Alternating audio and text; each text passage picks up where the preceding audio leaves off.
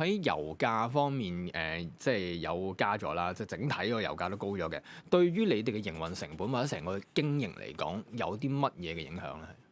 其實我哋咧，無論係我哋公司啦，或者係我哋即係嘅行家啦，因為近期都好多大家都會交流去傾呢一個話題熱議嘅題目嚟㗎啦。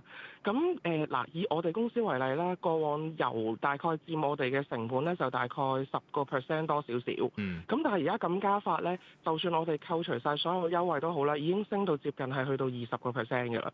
咁變咗其實我哋嗰個行業咧，嗰個利潤唔係真係多嘅，即係好微薄嘅時候，佢咁樣加法，仲要係加得咁急咧，我哋都唔知應該點樣去應對。其實係好焦慮嘅，令到大家都。嗯，有冇機會喺其他成本嗰度又可以壓縮到咧？即係你話啊，油嗰度貴咗，就10%去到20%左右啦，或者接近啦咁。嗯。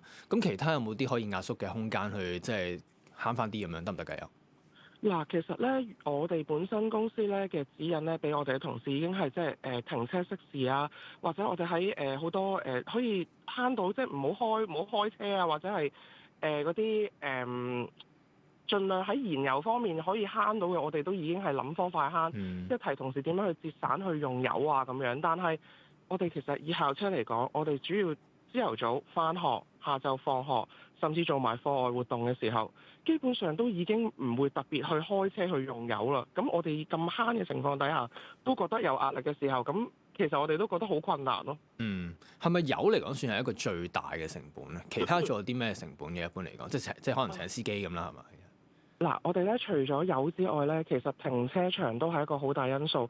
以嗯。沙田區為例咧，因為咧過往呢幾年裏邊咧，沙田文化博物館、大水坑污水處理廠，甚至馬鞍山警署旁邊、恒安附近嘅位置，一啲叫做露天嘅停車場，都已經因為發展嘅關係就收咗地，嗯。但係亦都冇因為咁樣而提供更多嘅一個停車場嘅供應喎。咁停車場嗰個收費就會提升咗，導致到我哋喺成本上面又係減省唔到。